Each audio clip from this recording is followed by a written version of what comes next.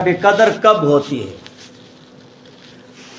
حضرت عائشہ رضی اللہ تعالیٰ عنہا سے روایت ہے کہ حضور علیہ السلام نے فرمایا تحروا لیلۃ القدر فی الوتر، کہ لیلۃ القدر کو طاق راتوں میں، رمضان کے آخری عشرے کے طاق راتوں میں تلاش کرو۔ اور رمضان کا آخری عشرہ جمہور علماء کے نزدیک 21ویں رات سے شروع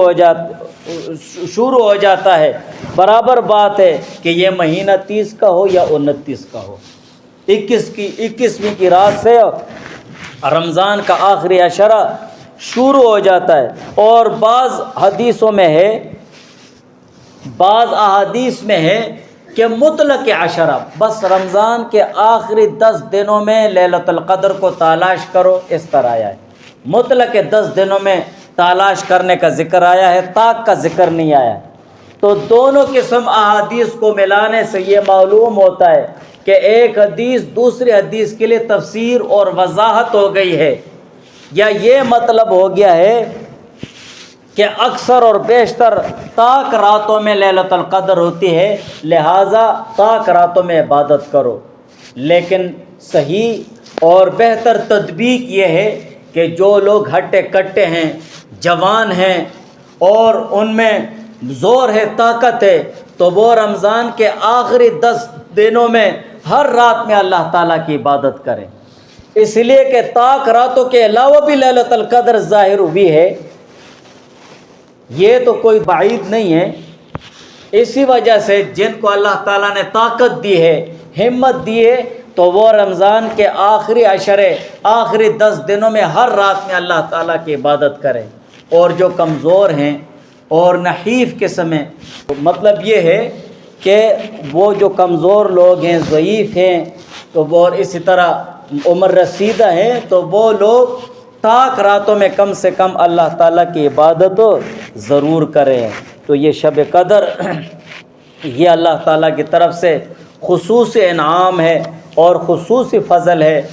اس میں اللہ تعالیٰ کی رحمت سے دور بھاگنا اور اللہ تعالیٰ کے کرم سے بھاگنا، یہ بہت بدقسمتی اور بدبختی کی بات ہوگی۔ اور اسی طرح حضرت عائشہ رضی اللہ تعالیٰ عنہا نے فرمایا قلت یا رسول اللہ ان علمت ای لیلۃ لیلۃ القدر، کہ یا رسول اللہ اگر مجھے معلوم ہو جائے کہ لیلۃ القدر، شب قدر کی رات یہ ہے، تو میں کیا کہوں؟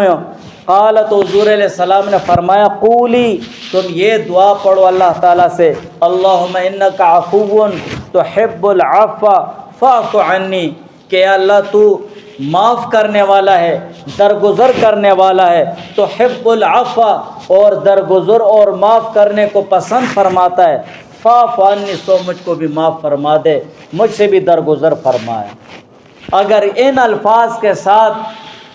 کسی کو دعا یاد نہ ہو، عربی الفاظ میں، اپنے الفاظ میں اللہ تعالیٰ سے مانگ لے۔ جو شب قدر، جو لیلۃ القدر طاق راتیں ہیں، اس میں اللہ تعالیٰ کی عبادت کرتا رہے، اور اگر آرام کی ضرورت پڑ جائے، تھوڑا لیٹ بھی جائے، آرام بھی کر لے، پھر اللہ تعالیٰ کے گھر میں آ جائے اور اللہ تعالیٰ کے ساتھ مناجات، دعا میں، استغفار میں، تلاوت میں، نوافل میں لگ جائے، اور اللہ تعالیٰ سے اپنے گناہوں کی معافی مانگتا رہے اور اللہ تعالیٰ کے لیے توبہ اور استغفار کرتا رہے۔ اگر مثال کے طور پر آپ کسی طاق رات میں عبادت کر رہے ہیں اور وہ لیلۃ القدر کی رات نہیں ہے، تب بھی اللہ تعالیٰ آپ کو لیلۃ القدر کا اجر ثواب دیں گے۔ انما الاعمال بالنیات، فیصلے تو اللہ تعالیٰ نیتوں پر فرماتے ہیں۔ شاید لیلۃ القدر کی رات آپ سے گزر گئی ہے اور پھر بھی آپ لیلۃ القدر کی نیت سے عبادت میں لگے ہوئے ہیں، تب بھی اللہ تعالیٰ آپ کو لیلۃ القدر کا اجر ثواب عطا فرمائیں گے۔ تو یہ جو رمضان کا آخر ہے اور رمضان کا آخری عشر آنے والا ہے، ہمیں اس میں غفلت سے کام نہیں لینا چاہیے۔ یہ لمحے، یہ اوقات اور یہ گھڑیاں اور یہ رمضان اور یہ آخری 10 دن پھر ہماری زندگی میں قیامت تک نہیں آ سکتے۔ جو جتنا کر سکتا ہے اپنے لیے کر لے، ورنہ مرنے کے بعد کوئی بھی کسی کو پوچھنے والا نہیں ہوتا ہے۔ بہرحال یہ جو رمضان کے مہینے میں جو شب قدر کی جو علامات ہوتی ہے، لیلۃ القدر کی نشانیاں، مختلف نشانیاں محدثین اور فقہاء نے ذکر کی ہے اور احادیث میں بھی ذکر ہوئی ہے، لیکن شب قدر میں اللہ تعالیٰ کی تجلی ہوتی ہے، ایک خاص رحمت متوجہ ہوتی ہے، اگرچہ ہمیں وہ تجلیات ہمیں دکھائی نہیں دیتی ہیں، اور ان تجلیات کا دکھائی دینا اور محسوس ہونا بھی ضروری نہیں ہے، مگر اس کی پہچان اس طور پر ہوتی ہے کہ اس رات میں دوسری راتوں کی بنسبت میں یہ فرق ہوتا ہے کہ اس رات میں دوسری راتوں کی بنسبت عبادت میں اور اللہ تعالیٰ کے گھر کی طرف اور نیکی میں بہت زیادہ دل لگتا ہے۔ آدمی کہتے ہیں تھوڑا اور پڑھ لوں، تھوڑا 1-2 رکعت اور نفل پڑھ لوں، 1 آیت اور پڑھ لوں، تو دل میں غفلت نہیں ہوتی ہے۔ اس کے علاوہ بھی کئی نشانیاں فقہاء وغیرہ نے ذکر کی ہے۔ بہرحال شب قدر اور رمضان کے آخری عشرہ اور شب قدر، اس میں غفلت سے کام نہیں لینا چاہیے۔